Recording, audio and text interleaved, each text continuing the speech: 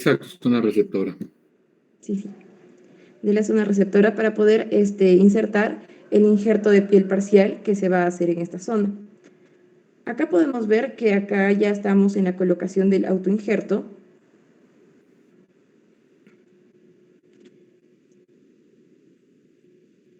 Se realizan los cortes para que la piel pueda estar mejor estirada, porque una de las complicaciones de los injertos, que también voy a explicar después, es la retracción del tejido. Y se procede a suturar el tejido en la piel de la zona receptora. Disculpa la aclaración, preciosa.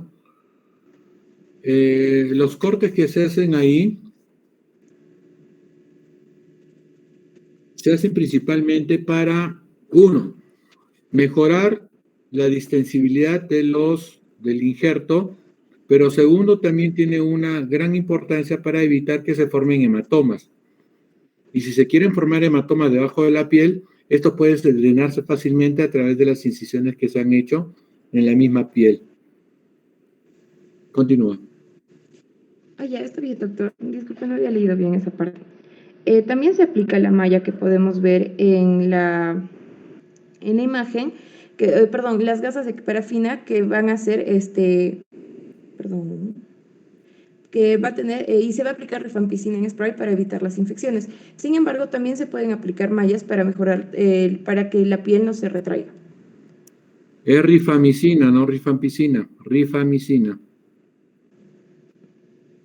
Ay, doctor, disculpe, es que está un poquito mala la señal. Sí, está bien, rifamicina. Las colocaciones, también se procede después a una colocación de gasas húmedas dentro del injerto colocado en la piel del receptor, y se procede al vendaje elástico. Este debe ser apretado, no bastante apretado, pero sí debe ser apretado para evitar la formación de la formación de espacio muerto entre el tejido y la piel injertada. Entre los injertos de piel tenemos como indicaciones de que en heridas de la cara, injertos de espesor total, debido a que estos van a tener un mejor acabado y un cierre directo. Estos deben ser de un tamaño pequeño a mediano, no puede ser muy grande debido a que el acabado no es tan específico. Las zonas de flexión van a tener cuidados especiales, inmovilización, en donde se van a proceder a poner férulas para que el tejido o el injerto no proceda a hacer complicaciones tardías. En tratamiento de quemaduras también se indica debido a que también se indica en el tratamiento de las quemaduras. Estas se prefieren como cortes finos que se pueden extraer, se prefieren en cortes finos de espesor parcial. Si es que los cortes finos realizados de la zona dadora son bastante delgados, se puede extraer una nueva cosecha de la misma zona. Esto previa evaluación de la zona. Estos van a ser colocados de 2 a 3 semanas. La cobertura de la zona donante, también cuando la zona donante no ha sido una zona bien evaluada, lo cual ha dejado una herida abierta, podemos utilizar un injerto cuando la reepitelización por sí sola no está funcionando o no está cubriendo toda la zona dadora. El reemplazamiento de las mucosas se prefiere en este caso espesor parcial para mucosas, y se van a usar moldes de retracción para que el acabado sea más estético. Y en el cierre de en duramadre expuesta, pericardio y pleura. En estas zonas solo se prefiere piel parcial, y solo este tipo de piel, este tipo de injerto va a sobrevivir a estas zonas. Acá podemos ver la imagen de un injerto de espesor total en cara. Acá. Y acá podemos ver el injerto en zonas flexoras. Esta es la parte de atrás del codo, perdón, la parte del codo izquierdo. Acá podemos ver un colgajo faciocutáneo dorsoradial en el antebrazo que dejó expuesta el codo, y acá podemos ver de que esta es una evolución de 3 semanas después de realizado el colgajo. Esto debido a que la zona que tuvo expuesta se realizó una, una, un injerto mal realizado, pues no se evaluó bien esta parte de la piel. Acá podemos ver un injerto en una zona mucosa, que esta es la parte del labio. En este podemos ver de que ha sido un paciente con una quemadura extensa y profunda del muslo derecho. Esta fue producida por una llama. En su trabajo, llegó a incendiar su pantalón. Este paciente trabaja como jardinero y bueno, así es como se produjo la quemadura. Acá podemos ver de que ya se realizó el injerto. Y este paciente tiene síndrome compartimental en la pierna izquierda después de haber recibido una herida por arma de fuego, específicamente una carabina. Pocas horas después del accidente desarrolló el síndrome compartimental y de de no ser posible realizar un cierre primario por afrontación, como se está intentando, será subsidiario para la realización de un injerto para la cobertura de toda esta zona. Entre las zonas donantes que podemos observar, tenemos en esta imagen las zonas que se prefieren para piel parcial, que son todas las que tienen 1, y las zonas de piel total. Entre las zonas que podemos donar, se va a preferir siempre la zona más cercana a la zona donante, debido a que entre la zona donante y zona receptora, mientras más cerca están, estos tejidos se van a parecer más, debido a que mientras más lejos están, podemos ver un cambio en color, en textura, en vascularización, en grosor y en naturaleza de la piel, y va a variar de una zona a otra. En la región retroauricular va a ser excelente y recomendada para rostro. Sin embargo, esta zona solo se puede sacar hasta 2 centímetros de piel con un cierre directo. En la región supraclavicular, esta también va a ser bastante bueno como la zona o como la región retroauricular para injertos de espesor total, también parcial, pero se prefiere en rostro retroauricular. El párpado superior se prefiere para pequeños defectos y se obtiene una muestra en forma de elipsis. La zona anterior de la muñeca es buena para injertos de espesor total de pequeños defectos, sobre todo en los dedos. Las zonas de pared abdominal, región glútea y extremidades son usuales para injertos de espesor parcial. Sin embargo, podemos visualizar que en estas zonas va a haber una coloración amarillenta parda debido a la radiación ultravioleta.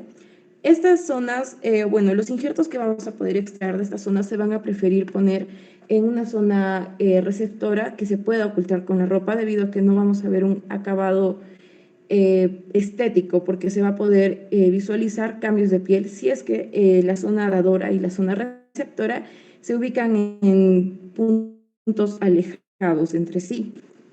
La zona de prepucio y los labios mayores van a ser idóneos para zonas receptoras como areolas y el pezón. Acá podemos ver la región auricular.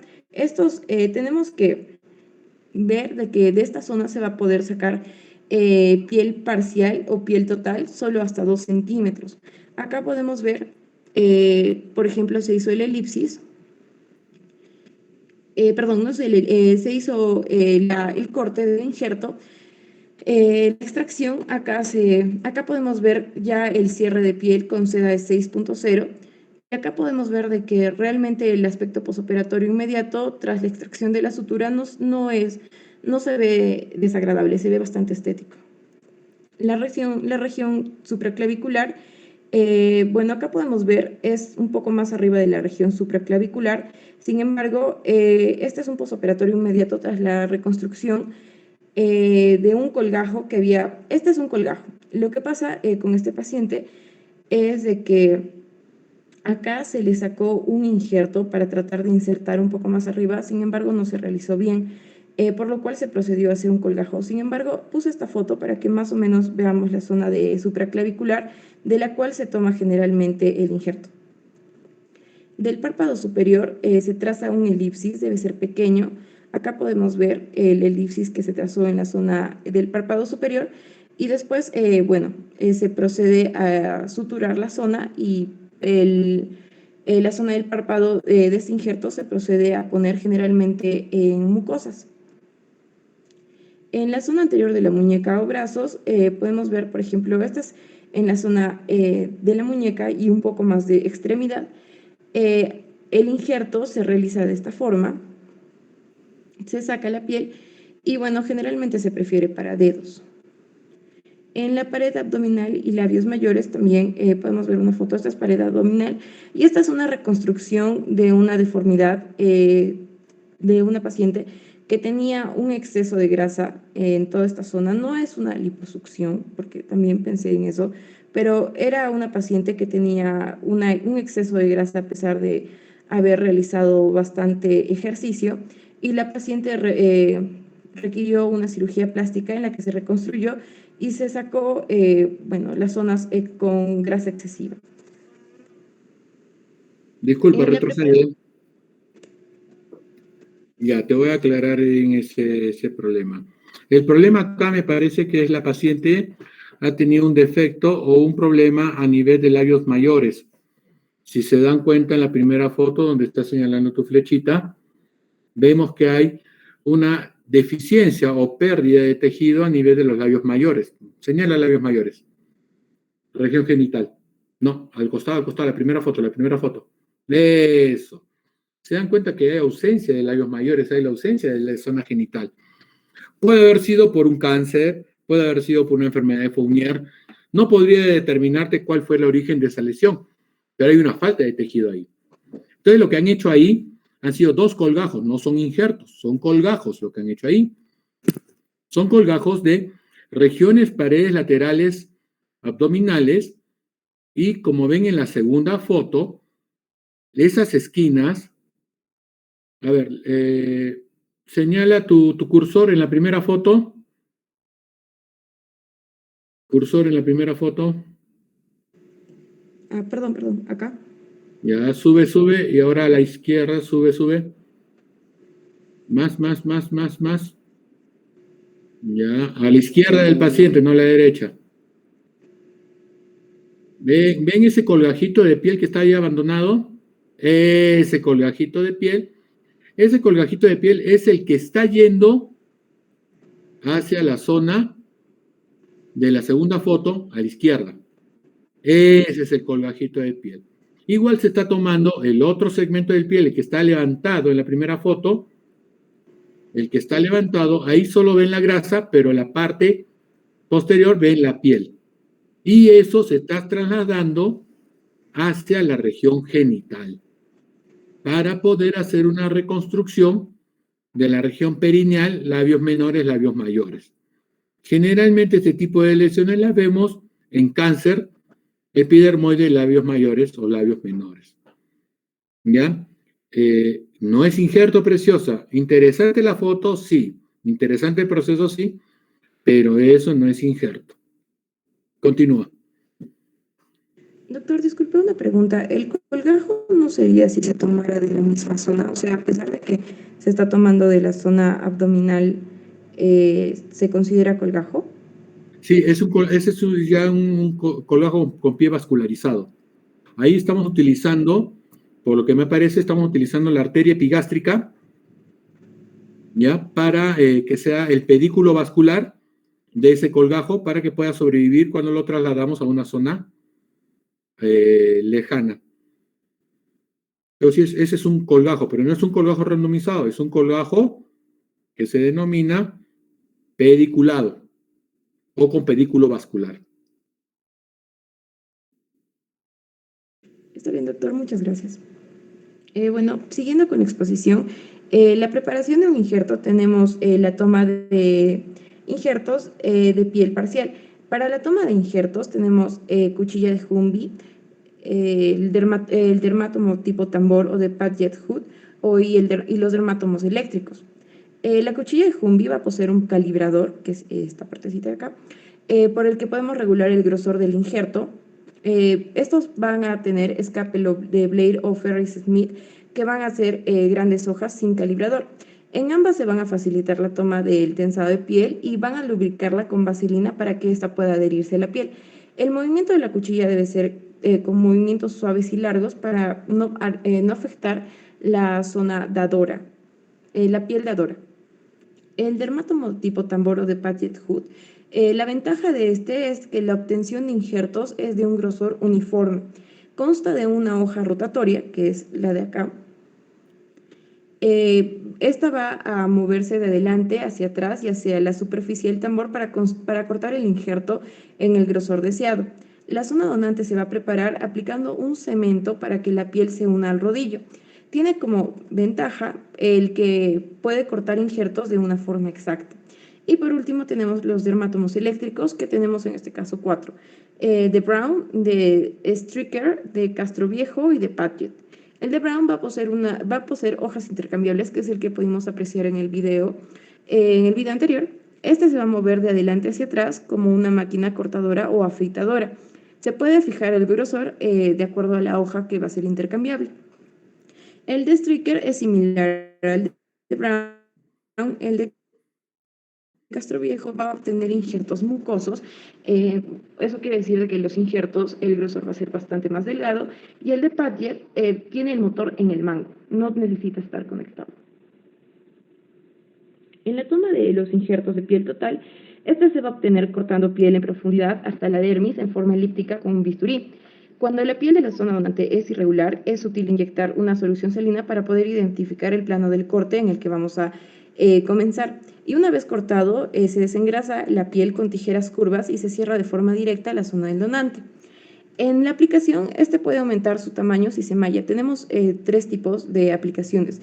Una en injertos mallados, la otra es en lámina y la otra es en sello. Sin embargo, estas dos últimas son bastante poco utilizadas en la actualidad. Los injertos mallados, que es el que podemos ver en la imagen, van a ser generalmente cuando el defecto es extenso. Esta va a ser en escasez de zonas donantes y también se van a aplicar en zonas como la hemostasia y lecho receptor malo. Lo que va a hacer la malla es de que al momento de que el tejido trate de retraerse, la malla va a tratar de estirar el tejido para que la piel receptora no se vea perjudicada por la retracción. El procedimiento para fijación al lecho vascular tiene 3 pasos, o bueno, 3 procesos. El primero es la inhibición plasmática. Esta va a ocurrir las primeras 48 horas. Esta procede a absorber directamente los nutrientes desde el lecho receptor por difusión y se va a formar entre estas 2 capas, la capa donadora y la capa receptora, que se ven entre sí, por así decir. Se va a formar una capa de fibrina. Después sigue la inosculación. Esta va a suceder el tercer día y se va a proceder, sucede el proceso o sucede el kissing capilaris, que es el proceso por el cual los vasos que fueron seccionados al momento de la extracción del injerto van a comenzar a formar conexiones o la neovascularización junto con la parte donante que está en contacto con ella. Después procede la angiogénesis. Esta va a darse en el 5.º día. La neoformación de los vasos del injerto y el lecho van a hacerse más notorias y van a comenzar a formar conexiones entre sí. Cualquier alteración producida en cualquiera de los tres momentos de la fijación del lecho vascular van a provocar un fracaso total o parcial del injerto de piel en la zona receptora. Entre estas causas vamos a poder ver que el lecho receptor es inadecuado, debido a que vamos a ver insuficiente irrigación en la zona receptora, y esto generalmente ocurre en tendones, en hueso, en tejidos irradiados y en materiales protésicos. También podemos ver el contacto insuficiente entre ambas superficies. Cuando el contacto no es suficiente y no se realiza un buen vendaje, vamos a ver una dificultad en la vascularización del injerto. También podemos ver hematomas y seromas del lecho receptor. Estos van a impedir la aposición del injerto sobre el lecho receptor debido a que van a formar un espacio muerto. En estos casos es fundamental proceder a un drenaje precoz del injerto para que no se pueda perder el procedimiento y el injerto y no proceda a infectarse. Las infecciones, estas van a ser clínicamente significativas cuando la infección va a tener una cantidad de bacterias mayor a 10 elevada a la 5. Las bacterias van a generar enzimas proteolíticas que van a degradar la matriz extracelular y van a producir una proteólisis de la angiogénesis. Y también vamos a poder ver los traumas. Cuando se produce un trauma en el injerto. Esto se produce cuando hay una mayor movilización o un mayor deterioro en el injerto. Generalmente ocurre cuando hay curaciones repetitivas y precoces en el injerto. Vamos a observar un trauma en el injerto que va a poder llevar a un fracaso total o parcial de este mismo. En los cuidados posoperatorios mínimos tenemos la inmovilización de la zona receptora. Esto va a incluir curas oclusivas que no van a ser constantes, sino van a ser solo oclusivas según indique el doctor. Y vamos a ver que se va a proceder a poner férulas de inmovilización en las zonas flexoras o en zonas que tengan bastante movimiento. También tenemos el drenaje precoz de seromas y hematomas. Cuando podemos observar de que está comenzando la formación de un seroma o de un hematoma, se debe proceder rápidamente a hacer un drenaje. Estos van a aumentar si es que el espacio muerto aumenta y reducen el porcentaje de la neovascularización en el tejido, creando disminuyendo la vascularización en el tejido, pudiendo provocar en peores casos isquemia del nuevo tejido del injerto. El uso de bloqueador solar es importante, idealmente debe ser un factor de 50. Los masajes para evitar la contracción del injerto son importantes, pero estos no deben ser muy frecuentes para evitar. Estos solo se deben hacer para evitar la contracción del injerto, y ahora se prefieren las mallas, debido a que cuando el tejido o el injerto recibe mucha manipulación puede crearse un trauma. Y también está la lubricación del injerto. Entre las complicaciones tardías tenemos la contracción, la coloración y la sensibilidad. La contracción, vamos a tener dos tipos de contracción, la primaria y la secundaria. En la primaria vamos a encontrar inmediatamente posterior a su corte, se va a producir una retracción debido a las fibras elásticas que tiene la piel. Esto va a aumentar o es mucho más frecuente cuando el corte es mucho más grueso, o sea, el espesor, y también es directamente proporcional. Mientras más grueso sea el espesor del corte, del injerto, va a haber una mayor posibilidad de retracción. Y la secundaria, que se refiere al tejido cicatrizal, que va a pasar entre los 10 días a los 6 meses. La coloración refiere a un menor grosor. Cuando hay menor grosor, hay una mayor decoloración del injerto en la zona receptora.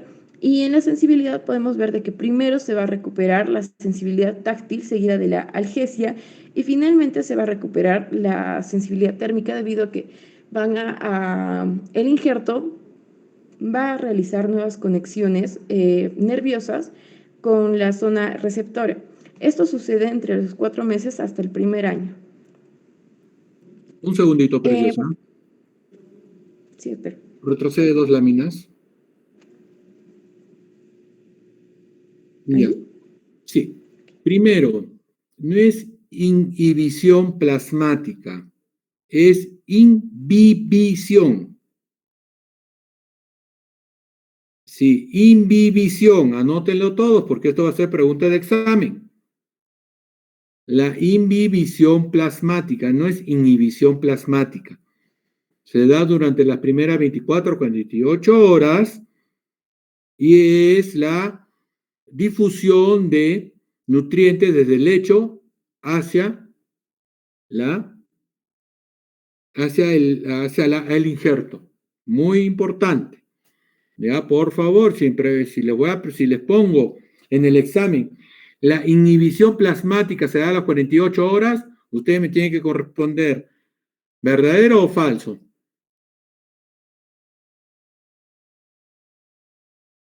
Verdadero, doctor. Falso. Es inhibición, no inhibición. Ahora sí, ya me parece perfecto, ya lo corregiste bien. Son pequeños detalles que te pueden hacer cometer en un examen grandes errores. ¿Ya? Ahora, de acuerdo a lo que has mencionado con respecto a las alteraciones producidas, es muy importante que tengan en consideración que la clave para un adecuado injerto son, primero, un lecho adecuado. Segundo, un contacto adecuado entre ambas superficies. No debe haber espacios muertos, por eso habla de que haya hematomas o seromas. No infecciones y no traumas o movimiento del injerto. Y eso también va a ser pregunta de examen. ¿Cuál de todos los factores influye o cuál de todos los factores no influye en la viabilidad de un injerto de piel? Entonces, primero, ¿tiene que haber un buen lecho? Sí, tiene que estar limpio y sin infecciones. ¿Tiene que haber un adecuado contacto entre la superficie del lecho con la superficie del injerto? Sí. ¿No debe haber hematomas ni seromas? Sí. Y no se tiene que movilizar ese injerto. Siguiente lámina, preciosa.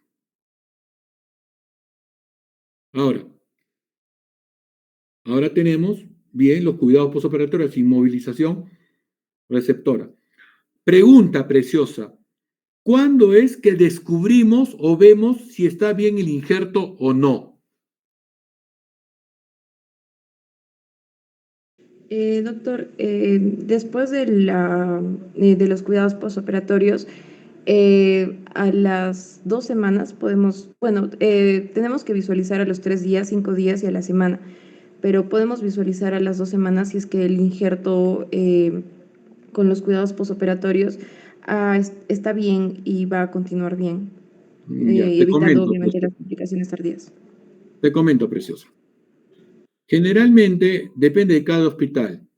La escuela, hospital militar, al día siguiente. Hospital Almenar, al día siguiente. Hospital Revalate, a los 4 días. Hospital Policía, el tercer día. O sea, cada hospital tiene un protocolo. Pero me pareció muy bien lo que dijiste. No sé si lo dijiste porque lo has leído o por lo que dijiste simplemente por razonamiento lógico. Pero generalmente lo descubrimos al tercer, cuarto día. Descubrimos el injerto. Al descubrir el injerto, verificamos, uno, si es que se ha movido el injerto. Si se ha movido de su sitio el injerto o ha habido zonas que se han movido, las volvemos a recolocar. Segundo, si vemos que se han formado hematomas o seromas, entonces los drenamos y lo volvemos a juntar bien. Entonces, por eso es que se descubre al tercer día o tercer, cuarto día para verificar que esté en buenas condiciones. Y si lo encontramos que está en malas condiciones, las corregimos inmediatamente. De ahí, si es que está todo bien, al cuarto día descubrimos, si vemos que está todo bien, está yendo todo bien, hablamos de que el injerto está adecuadamente adherido. Está adherido, no está todavía prendido o que ya ha hecho formaciones neovasculares, sino que todavía hay una adhesión porque está en una adecuada fase de inosculación. Y que recién al séptimo día hacemos la segunda revisión para verificar si es que ya ha prendido todo el injerto o no. ¿Correcto? Entonces, sin pregunta de examen, yo les pregunto, ¿en qué fases se hace la revisión del injerto o en qué tiempo? La respuesta va a ser al tercer día para verificar una adecuada inosculación y al séptimo día para ver si hay una adecuada prendimiento o un adecuado prendimiento o un injerto prendido con formación de vasos o neovascularización. ¿Correcto? Pregunta de examen. Continuamos. Está bien, doctor. Bueno, en las imágenes podemos ver algunos injertos que han sido, fracasos de injertos debido a algún tipo de infección o tipo de úlcera, por ejemplo, en estas dos.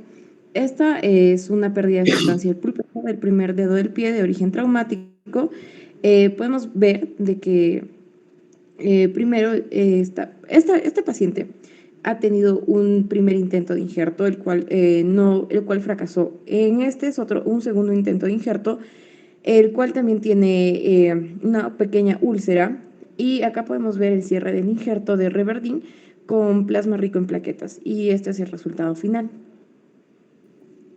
En la inmunología es importante explicar esta parte debido a que esto va a ocurrir por la existencia de antígenos llamados receptores dentro de las células que son antígenos, que son que tienen la función de histocompatibilidad que se van a encontrar en la superficie celular. Estos van a tener concentración diferente en cada célula de cada tejido, bueno, va a variar de tejidos a otros. Por tanto, la supervivencia del injerto, va a depender de la disparidad entre el tejido receptor y el tejido donante. Es por eso que se recomienda que entre estos dos debe haber poca distancia. Para las reacciones inmunológicas vamos a tener dos tipos, el tipo 1 y el tipo 2. El tipo 1 de reacción inmunológica es cuando los antígenos del tejido donante no son reconocidos como propios y tampoco han sido reconocidos anteriormente. Esto va a desencadenar una respuesta hística, que va a estar caracterizada por un edema, vasodilatación e infiltración de macrófagos y linfocitos dentro del tejido y dentro del injerto, que van a ser las células, estas son las células mediadoras de reconocimiento antígeno, y esto va a lograr un fracaso del injerto.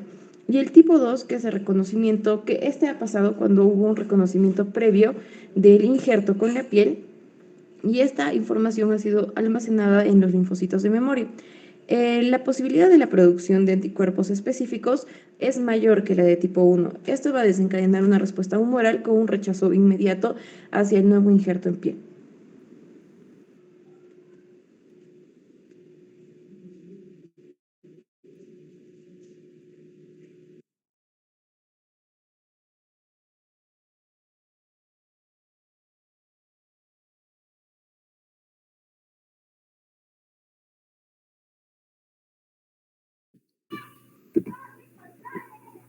Ana Gabriela, antes que comiences, dos pequeñas Sí, doctor. aclaraciones en lo que es que respecta a injertos.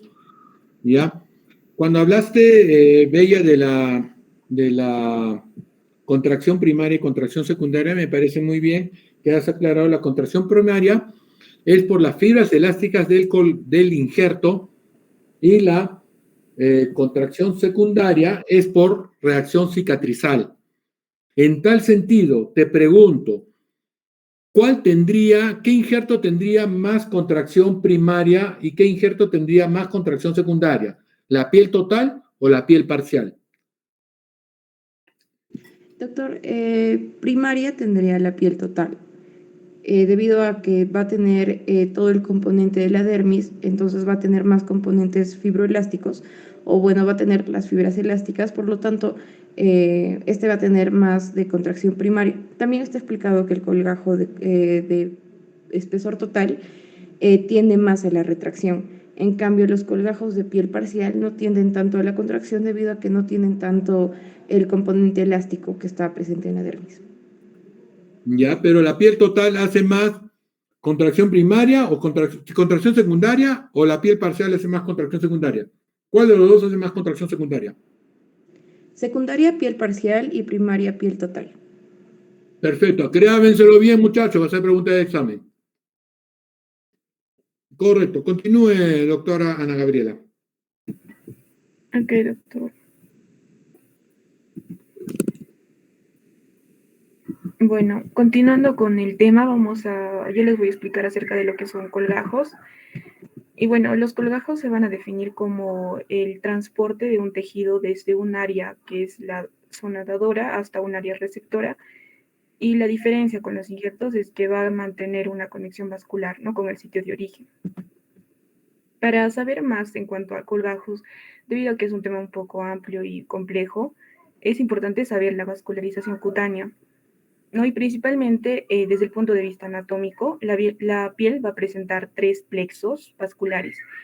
El primer plexo se llama el cutáneo, que va a incluir a su vez a 2 plexos, que es el primero representado como el número 1, el plexo subdérmico, y el 2, el plexo dérmico. Luego tenemos el plexo subcutáneo, que incluye a su vez al subdérmico y al subcutáneo, y luego al facial, que incluye al prefacial y al subfacial. Entonces, vemos que la sangre va a llegar a través de estos plexos, va a llegar por arterias, ¿no? Y las arterias van a tener un orden específico, los cuales también son importantes conocer. Tenemos prácticamente a 3 arterias, que es primero la arteria segmentaria, que vendría a ser alguna rama periférica de la aorta, en este caso señalado con el número 9, luego a la arteria perforante, que serían ramas de la segmentaria, ramas de la segmentaria. Estas a su vez se pueden dividir en una directa, que como su nombre lo dice, va a irrigar directamente va a ascender directamente a lo que es la irrigación cutánea, y la indirecta, que va a atravesar un músculo y recién va a subir a irrigar la piel. A la que es directa se les denominan arterias septocutáneas, y a las que son indirectas se les llama arterias musculocutáneas. Vemos que las arterias directas son las, se podría decir, principales, y las arterias indirectas son las que son más numerosas, pero ya son como una irrigación suplementaria o secundaria. Luego, finalmente, las más superficiales tenemos a las arterias cutáneas, que estas están dispuestas de manera paralela a través de los plexos que ya les mencioné, o de forma perpendicular a través de la unión de los plexos, ¿no? Como vemos acá, que está la arteria segmentaria, sus ramas, que esta es la directa y esta es la indirecta. También es importante conocer acerca de la teoría de los angiosomas. Esta teoría básicamente explica que el cuerpo está dividido en territorios vasculares tridimensionales. Como vemos en esta imagen, hay diferentes territorios, los cuales cada uno o cada segmento, cada territorio está irrigado específicamente por una arteria, ¿no? Y en cuanto a los angiosomas, su concepto es que es una unidad tridimensional que está compuesta por piel y tejido celular subcutáneo y que está irrigada por un vaso determinado, una arteria identificada. Se calcula que alrededor del cuerpo tenemos más de 400 angiosomas, y de estas el 40% son las directas y 60% indirectas. Como les mencioné, la irrigación suplementaria, que es la más numerosa. Los angiosomas están unidos con otros angiosomas a través de anastomosis vasculares, y estas anastomosis vasculares están formadas por lo que se denominan vasos de choque. ¿Y en qué relación está con los colgajos? Es que cada angiosoma va a definir los límites que van a ser seguros para que un tejido pueda ser transferido como un colgajo, ¿no? También, en cuanto a la teoría de los angiosomas, es importante conocer tres conceptos, que es el territorio anatómico, el territorio dinámico y los territorios potenciales. El territorio anatómico se define como el territorio de perfusión normal en reposo de una arteria antes de que se levante el colgajo. En sí, tenemos dos territorios, cada territorio está irrigado por una arteria y no hay discontinuidad de la piel. En el territorio dinámico ya también consiste en la vascularización de un territorio vecino anastomótico cuyo pedículo se ha seccionado, por ejemplo, durante una disección de un colgajo. A diferencia del anterior, aquí ya también una parte del territorio se ha seccionado su irrigación, pero el tejido o el territorio circundante a ello, que sí tiene su irrigación, puede suplir las necesidades o puede compensar, ¿no?, la irrigación del segmento que no tiene la irrigación. Eso se denominan territorios dinámicos y los territorios potenciales, que estos son territorios más lejanos que pueden ser perfundidos siempre y cuando la riqueza de las redes anastomóticas lo permite, ¿no? Como vemos acá, lo mismo, se ha seccionado la arteria, pero al cabo de 7 días, por una riqueza anastomótica vascular, se ha podido perfundir. En cuanto a las indicaciones generales de los colgajos, principalmente está indicado cuando no es posible realizar un cierre primario y cuando el injerto resulte poco adecuado. También es muy usado en lo que son reconstrucciones de cara, ya que, como lo vamos a ver, da un buen resultado estético y funcional. También cuando se necesite aplicar la cobertura de elementos nobles, como son el hueso, los tendones, articulaciones, también en la cobertura de úlceras por presión, reconstrucciones oncológicas y coberturas de regiones con escasa irrigación, como en la osteomielitis crónica. También en cobertura de elementos protésicos. En cuanto a las líneas de Langer, es importante recordar, ya que estas líneas hay que tener muy en cuenta a la hora de realizar, ¿no?, los colgajos, a la hora de cortar o diseñar los colgajos, ya que se debe seguir la línea, el corte de los colgajos deben seguir estas líneas para que deje menor cicatriz, haya menor retraimiento de la piel y a su vez tenga un mejor resultado estético, ¿no? Como Antes se realizaba la cirugía por cesárea de forma vertical desde la región infraumbilical hasta la región superior del pubis y se veía como un retraimiento muy notorio. Ahora se ha cambiado en dirección a las líneas de Langer y tiene un mejor resultado. Ahora, en cuanto a la supervivencia del colgajo, tenemos patrones de supervivencia. Y estos es que el borde distal de un colgajo siempre tiene irrigación aleatoria por plexos dérmicos superficiales. Esto principalmente en los colgajos random o aleatorizados, que más adelante los voy a explicar. Y otro patrón de supervivencia es que el territorio anatómico de un colgajo corresponde básicamente al área de perfusión normal en reposo de la arteria que lo nutre, ¿no? Como les expliqué al principio, el territorio anatómico. De esto depende la supervivencia del colgajo. Las causas de fracaso del colgajo pueden ser intrínsecas y extrínsecas. Las intrínsecas tienen un aporte sanguíneo. Los factores intrínsecos, tienen que ver con el aporte sanguíneo mismo del colgajo, y las extrínsecas tienen que ver con el tratamiento que se da después a ello o la curación que se tenga del colgajo, ¿no? El tensión en el cierre de la herida, si se van a formar infecciones, hematomas o errores en la anastomosis o en la misma técnica quirúrgica. Ahora, en el fenómeno de retardo consiste en una interrupción quirúrgica de una porción de irrigación del colgajo antes de que éste sea transferido. El objetivo del fenómeno de retardo es que se aumente la supervivencia a través de la incorporación de nuevos territorios potenciales al colgajo y también mejora la tolerabilidad de la isquemia y aumento de la vascularidad.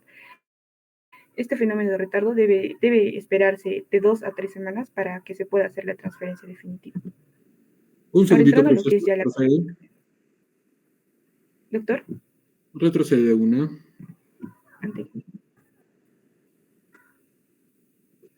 Ya. Me parece excelente todo esto, esta parte que has tocado, porque realmente otros grupos no lo han tocado. Ya, es excelente, pero principalmente hay algo que quiero recalcarles, es la parte de factores intrínsecos. Hablaste de aporte sanguíneo de colgajo. Quiero aclararle a todos que no solo es el aporte sanguíneo con respecto a la irrigación arterial, o sea, que le llegue sangre al colgajo. También hablamos de aporte sanguíneo a la evacuación de esa sangre, o sea, al drenaje venoso. En muchas ocasiones tenemos el problema que el fracaso del colgajo no es debido a que no le llega sangre, sino a que no se drena en forma adecuada y esta sangre se acumula y produce la necrosis del colgajo. Entonces, cuando hablamos de factores intrínsecos como del aporte de sanguíneo, no solo hablamos del aporte vascular arterial, sino estamos hablando del aporte vascular o drenaje vascular venoso. ¿Ya? Y eso va relacionado con esta parte que hablamos de factores extrínsecos, que me habla de tensión en el cierre de la herida. Esa tensión del cierre de la herida o torsión del pedículo en muchas ocasiones nos mantiene una adecuada irrigación arterial. Pero como las venas o las vénulas o los capilares venosos son mucho más delgados y menos resistentes que los arteriales, entonces esta tensión del cierre o torsión del pedículo me produce una obstrucción del drenaje y posterior muerte del colgajo. ¿Ya? Y también acuérdense bien de este fenómeno retardo. ¿Correcto? Este fenómeno de retardo. Por favor, acuérdense bien. ¿Por qué? Porque definitivamente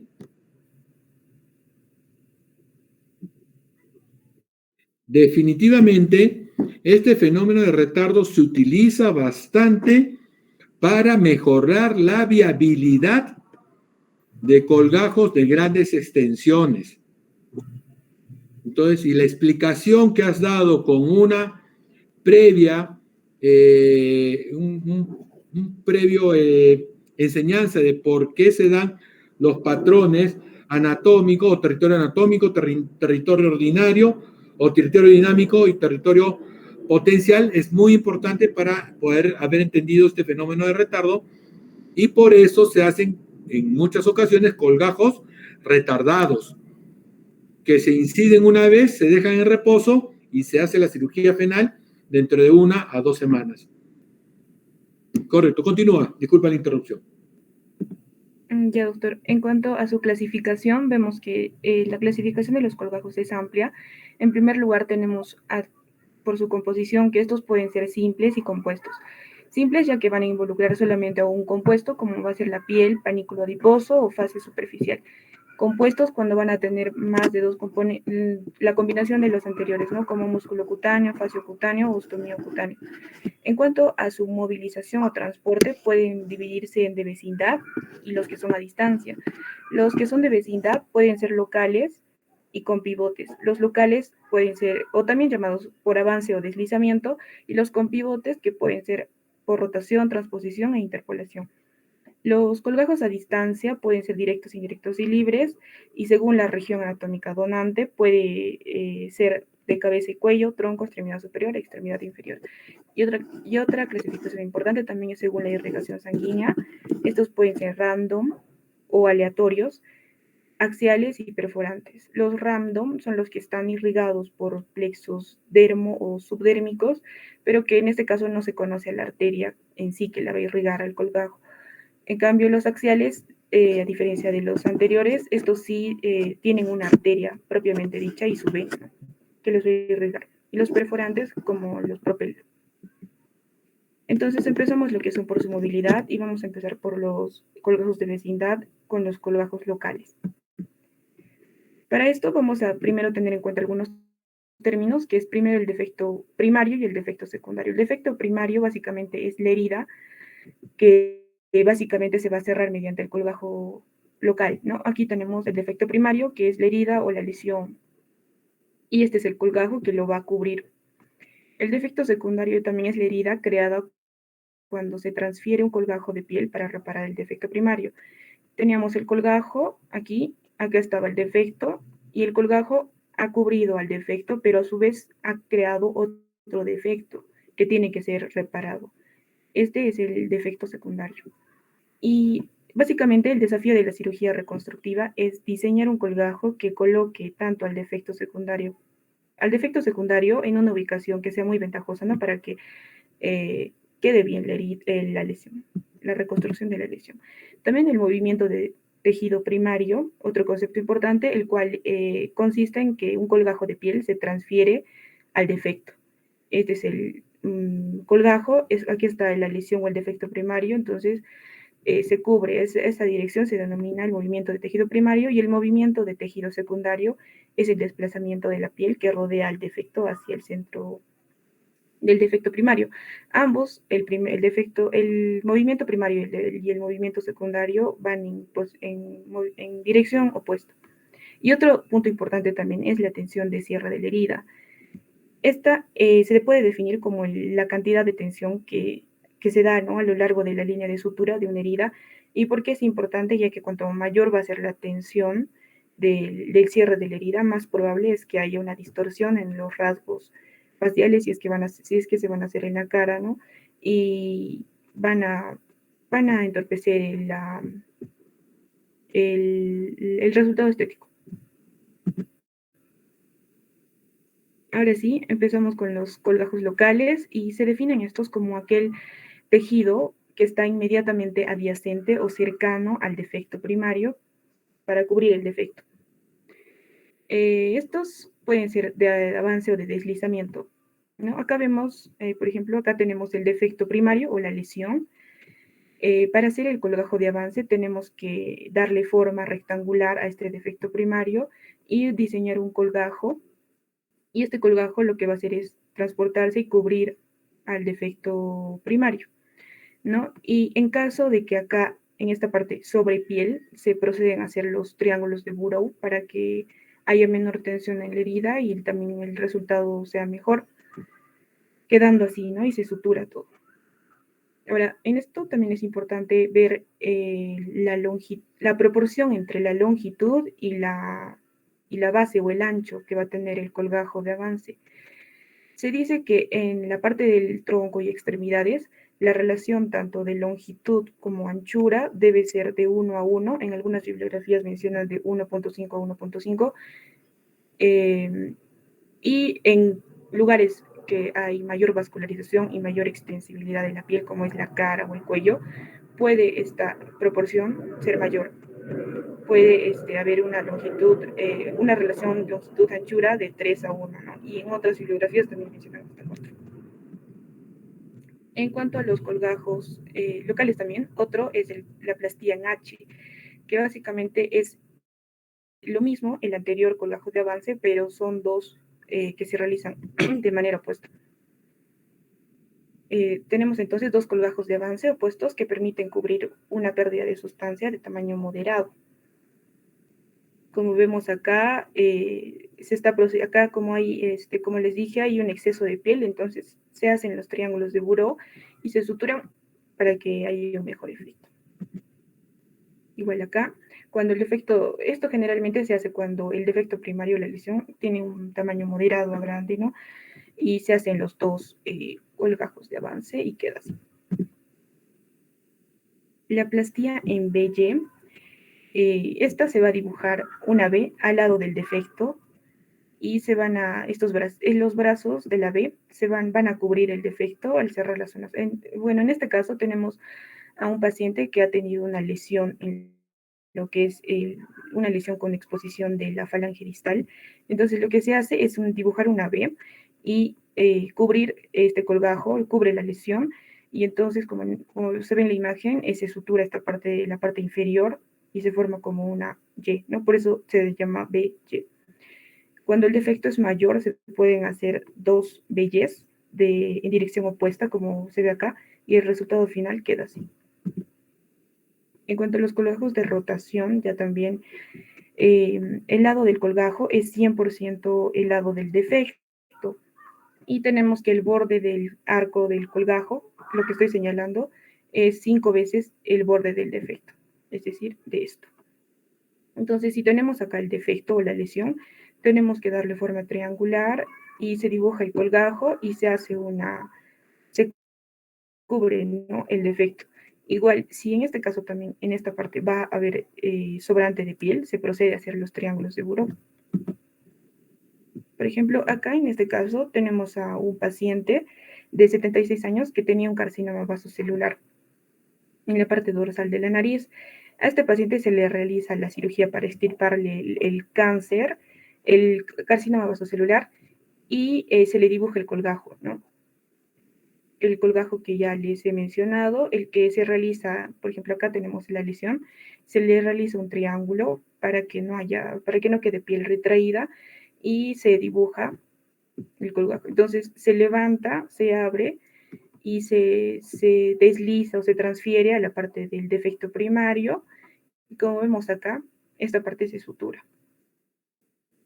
Entonces el resultado final es este y vemos que la cirugía salió bien, a excepción de, bueno, un defecto que se puede ver visible acá en la altura de la frente.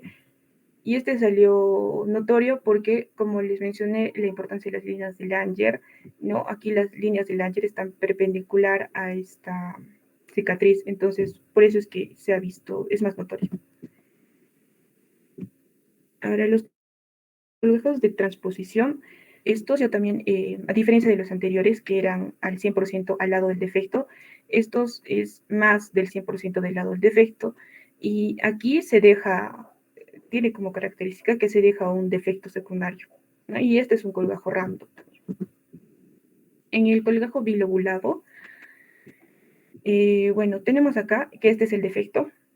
El defecto, luego se le dibuja, se le traza un colgajo que es el primario, luego trazamos un colgajo secundario y el colgajo secundario, su ancho debe ser la mitad del ancho del colgajo primario. Entonces, lo que se procede a hacer es que el colgajo primario, lo que estoy señalando, se procede a cubrir al defecto primario y el colgajo secundario se procede a cubrir ya también al defecto primario que se ha ido al colgajo primario que se ha ido al defecto primario. Entonces, queda así, ¿no? Y el colgajo secundario no se va a quedar así y se tiene que suturar. Acá tenemos una imagen en la que se ve mejor. La paciente tiene una lesión en la parte dorsal de la nariz, entonces aquí se le dibuja el colgajo. Este es el colgajo primario, este es el colgajo secundario. Se le levanta el colgajo aquí y se le cubre, ¿no?, el defecto primario, y aquí se le sutura. Y el resultado estético es así. Acá vamos a ver un video sobre un colgajo trilobulado.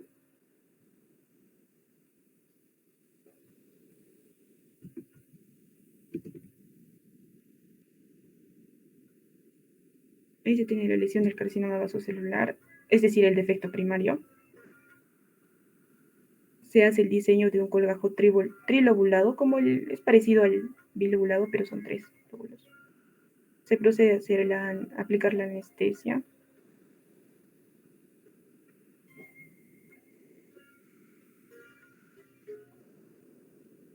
Se elimina el tejido de granulación sobre el defecto primario.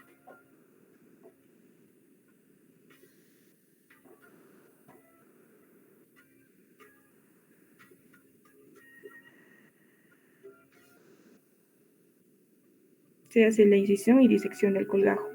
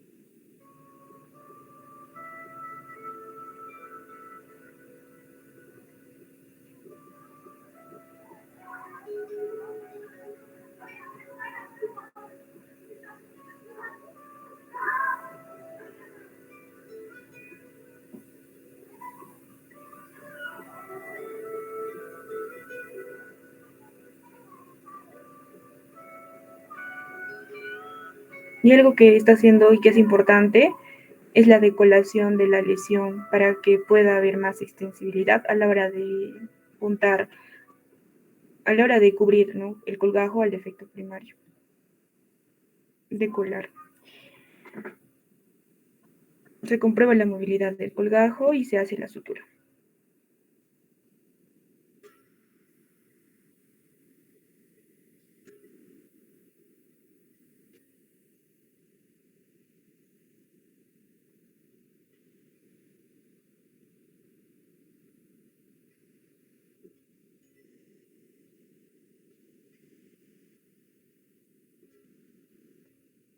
Como les he explicado, el colgajo primario, que vendría a ser pasa a cubrir al defecto primario o a la lesión. Y el colgajo secundario pasa al lugar donde estaba el colgajo primario, ¿no?, y luego finalmente se sutura.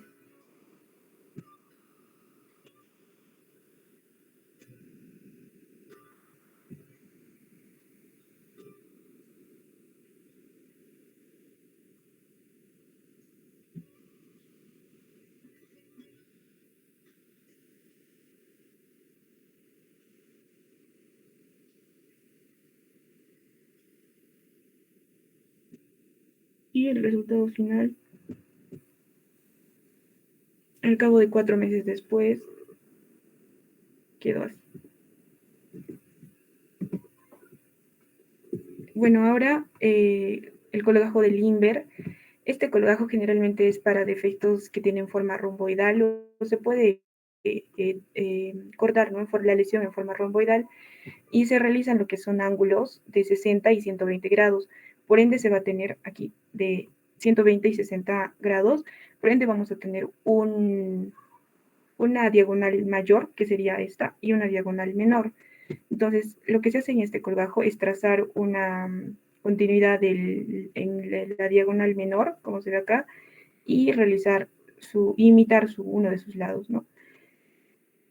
Lo favorable de este colgajo de Limber es que se puede hacer en cualquiera de estos 4 lados, viendo, ¿no?, cuál es el que mejor te favorezca para evitar posibles distorsiones de las estructuras faciales móviles, sobre todo si se produce en la cara. Y lo que se hace es que se corta el colgajo, se levanta y la X viene al ángulo del 60 y la Y al ángulo del 120 y lo que resta se cierra. Lo mismo. Y bueno.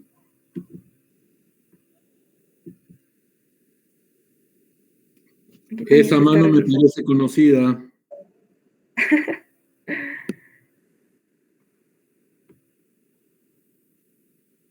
Se hace la lesión de forma romboidal. Y bueno,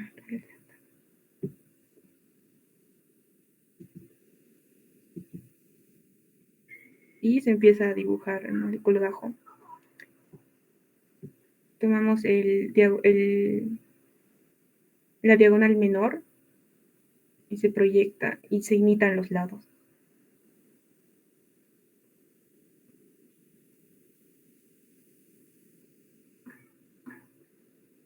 Y bueno, aquí lo que el doctor dice es que tenemos que ver qué parte va a ser la que va a transferir el defecto primario según la conveniencia, ¿no? Por ejemplo, si fuera una piel humana, una cara humana, y acá estaría el ojo, no nos convendría hacer de este lado porque habría deformidad del mismo.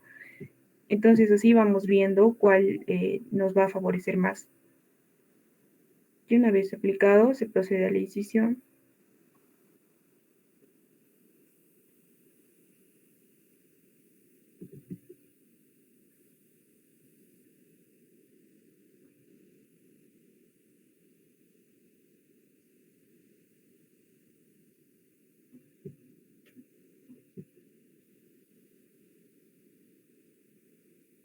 Lo que se hace es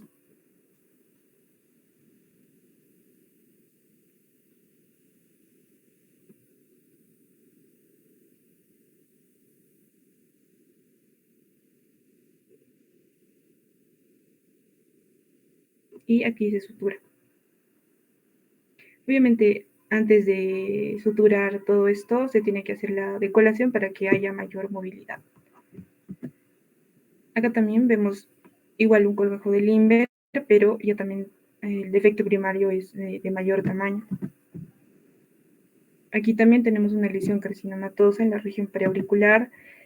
Se traza en forma romboidal, se toma el ángulo menor, se procede a poner anestesia, se resecciona la lesión.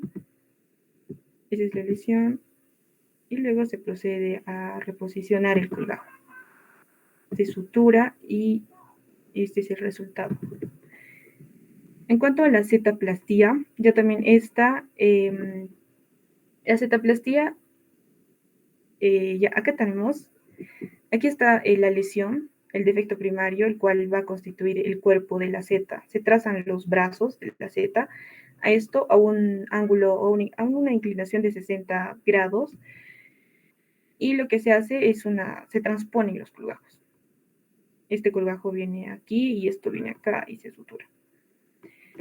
Existen reglas para aplicar esta zetaplastía y una de ellas es que el ángulo mínimo a utilizar es de 30 grados, ya que si fuera menor de esto, podría provocar necrosis en las puntas.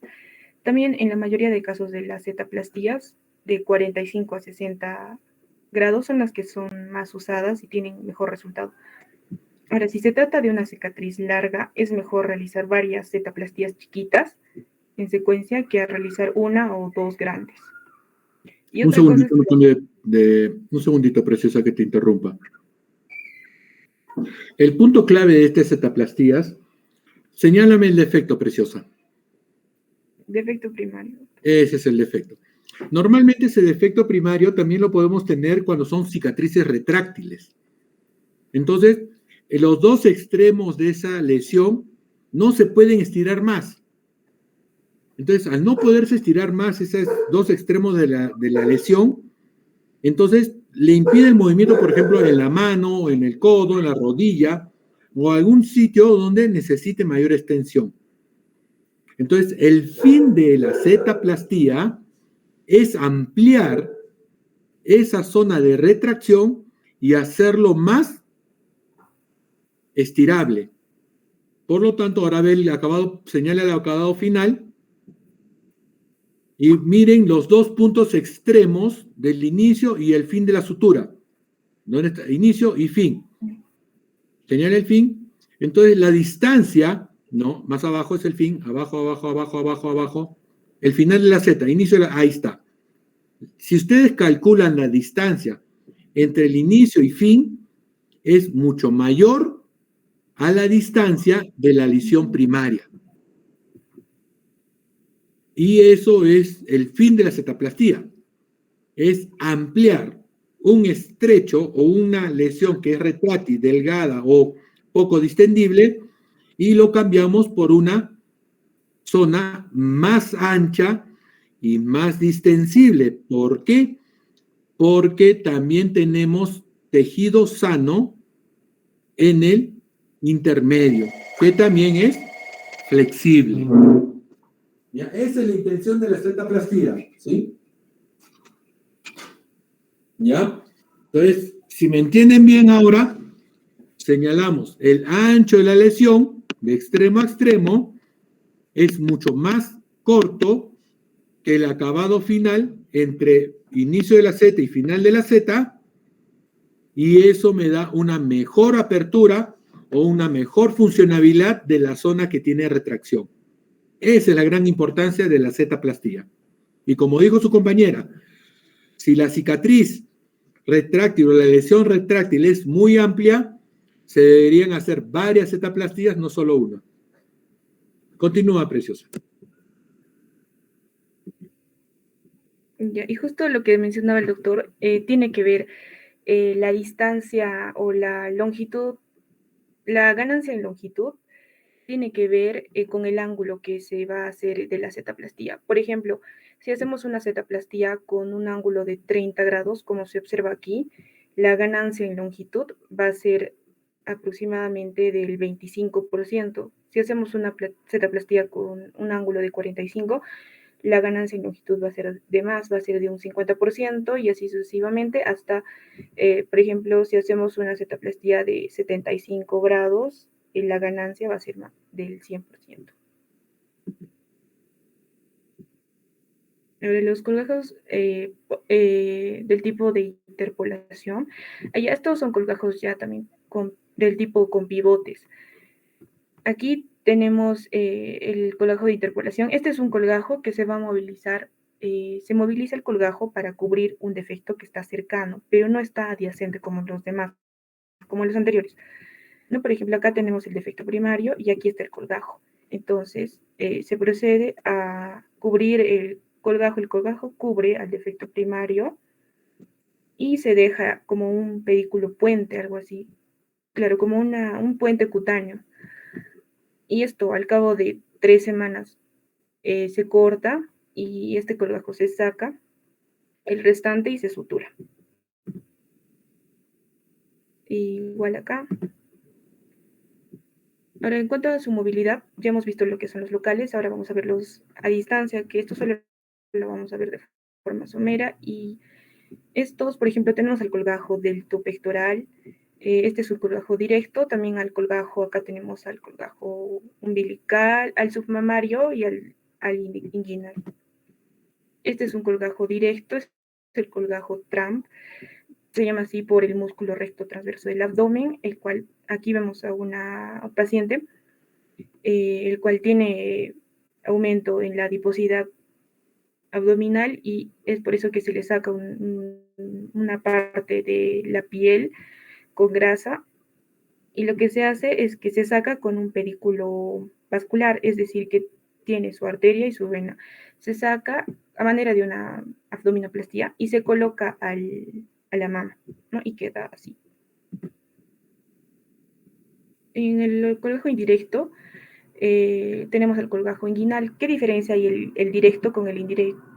El directo se va a realizar en un tiempo operatorio, mientras que el indirecto se va a realizar en 2 tiempos operatorios. Entonces acá tenemos que se va a cubrir el colgajo inguinal, se tubuliza y se mete el dedo y al cabo de un tiempo, como 3 semanas, lo que se hace es cortar el colgajo, quedando así, y se moldea, ¿no? Y después de esto se puede aplicar lipectomías para bajar el volumen del dedo. Los colgajos a distancia, también tenemos los colgajos libres, en los cuales, por ejemplo, acá tenemos la región del muslo, en la que se ubica la arteria y la vena específica, y se levanta este colgajo con su respectivo pedículo vascular y se transporta a otro lugar, en este caso a la región de la pierna, ¿no? Y aquí está su dren y es el efecto final. Ahora, por su irrigación sanguínea pueden ser random o los aleatorios y los axiales. Los que son random o aleatorizados, estos, como les he mencionado al principio, están irrigados por los plexos superficiales, ¿no? Pero no se conoce la arteria la cual la está irrigando específicamente, a diferencia de los axiales que sí. Por ejemplo, aquí sí se conoce la arteria, se ubica antes, previamente se ubica la arteria y la vena, y ese sería un colgajo axial. Estos colgajos axiales a su vez pueden ser colgajos cutáneos, faciocutáneos, miocutáneos, musculares, osteocutáneos, osteomiocutáneos, los cuales en esta oportunidad no lo vamos a mencionar y vamos a enfocarnos, bueno, y nos enfocamos solo en los random, ¿no? Los anteriores colgajos locales que les he explicado, casi la mayoría son los random o aleatorizados. Acá también tenemos otra imagen en los que vemos que los aleatorios, los colgajos random o aleatorizados, tienen una irrigación por los plexos superficiales como el dérmico o el subdérmico, a diferencia del axial que tiene una arteria plenamente identificada, ¿no? Este es un colgajo axial y cuando se va a seccionar una parte de la piel, pero el flujo vascular va a conservarse, se va a llamar colgajo axial en isla. Y cuando se va a seccionar tanto la piel como el aporte vascular, se va a llamar colgajo libre. Otra vez, los colgajos aleatorizados es en la que la irrigación proviene de múltiples y pequeñas arterias del plexo subdérmico y dérmico, ¿no? Como les mencioné, casi todos los que expliqué son colgajos aleatorios y en este también, creo que ya lo mencioné, que es importante el tamaño en cuanto a la longitud y el ancho, ¿no? Que en las extremidades y en el tronco esta proporción debe ser de 1:1 o algunos consideran 2:1, mientras que en zonas como la cabeza y el cuello puede ser de 4:1. Si no se respetan estas proporciones, puede producirse isquemia. Y los colgajos axiales, ¿no? Que tienen su arteria y sus venas. Solo como para mencionar, los colgajos axiales, por ejemplo, los cutáneos, ya les mencioné que tienen una arteria exclusiva que las va a irrigar. Por ejemplo, el vaso cutáneo acá directo, que sería la arteria occipital, va a dar irrigación para el colgajo que se va a hacer en el cuero cabelludo, por ejemplo. La arteria torácica lateral, un colgajo mamario externo y así, ¿no? La arteria, por ejemplo, circunfleja y ilíaca superficial va a dar irrigación para el colgajo inguinal. En cuanto a la monitorización del colgajo, que es ya en el cuidado postoperatorio del colgajo, puede evidenciarse signos de insuficiencia arterial o venosa en el periodo postoperatorio. Para esto se requiere una inmediata exploración. ¿Y qué vamos a ver en la exploración clínica sobre todo? Es la temperatura. Esta debe ser aproximadamente la temperatura corporal, el color debe ser rosado, el llenado capilar debe ser aproximadamente de 2 segundos, debe producirse sangrado con la introducción de una aguja de pequeño calibre y este sangrado debe ser rojo brillante. Debe haber firmeza, el colgajo debe estar blando y tiene que tener cierta turgencia en la piel, ¿no? Ahora, en cuanto, si se presentan signos de insuficiencia arterial, estos signos pueden indicarnos que no se ha realizado adecuadamente o ha habido un fracaso del colgajo. Y en este caso vamos a observar temperatura fría, color pálido de la piel, un llenado capilar lento, mayor a 2 segundos, sangrado tras punción lento o ausente y una escasa turgencia. Y también no solamente importan las arterias, si está irrigando bien el colgajo, sino también, como menciona el doctor, el drenaje venoso, ¿no? Y si va a haber una insuficiencia venosa, o sea, no va a haber un buen drenaje venoso, van a haber también signos que nos van a indicar el fracaso del colgajo, los cuales son el aumento de la temperatura, el color azulado y violáceo, el llenado capilar rápido menor a 2 segundos, un sangrado vigoroso con el pinchazo, y este sangrado va a ser de color oscuro, el aumento de la turgencia, va a estar hinchado la zona del colgajo, y si es congestivo, se va a quitar el vendaje, se va a liberar las suturas y se va a considerar una terapia con sanguijuelas. Y por último, los factores de riesgo para el compromiso vascular del colgajo. Va a haber fracaso del colgajo siempre y cuando, uno, la técnica quirúrgica sea deficiente, obviamente, factores sistémicos del paciente, como el uso de fármacos vasoconstrictores, como vasopresores, la nicotina, y también cuando se va a producir el colgajo, la torsión del colgajo o del pedículo o de ambos, ¿no?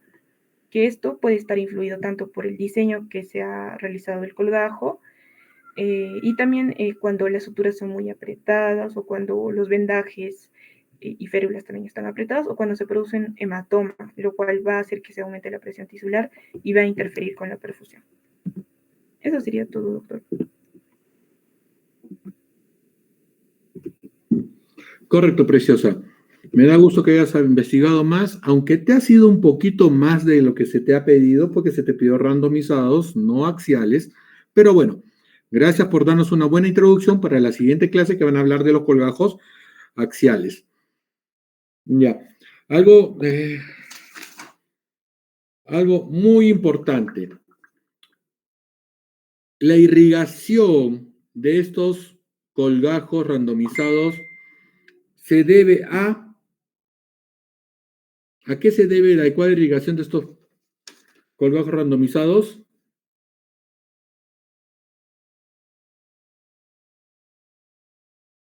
¿Y doctor, la adecuada irrigación? La irrigación de los colgajos randomizados, ¿a quién se debe?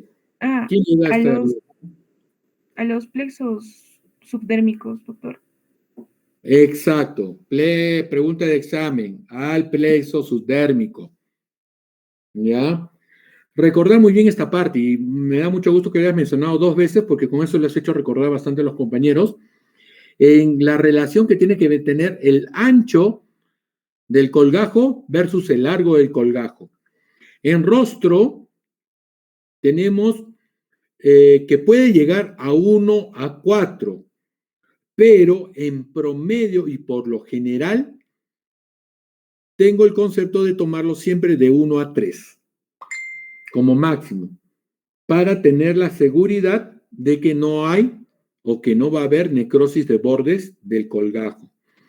Entonces, como conclusión, también te vamos a tener que en rostro y en cuello, rostro y cuello, el ancho y largo del colgajo debe ser la relación de 1 a 3 para estar seguros de que va a haber una adecuada irrigación de todo el colgajo. ¿Correcto? Listo, creo que hemos ido haciendo las aclaraciones conforme avanzó la clase para no ir haciendo más aclaraciones. ¿Alguna duda, miedo, temor, pánico, terror?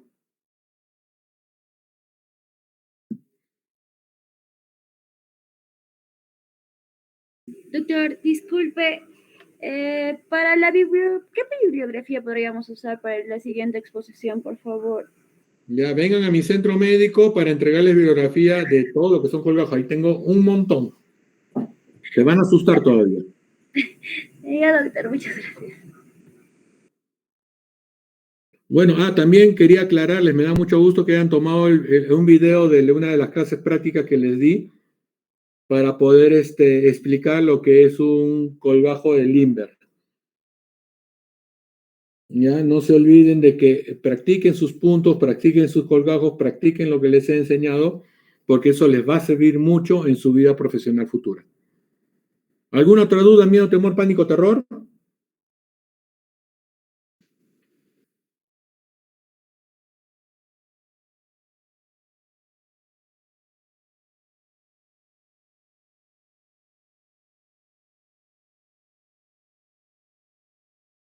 Entonces, listo, nos estamos viendo en una semana para la siguiente clase. Cuídense, muchachos, no se olviden de poner presente antes de irse.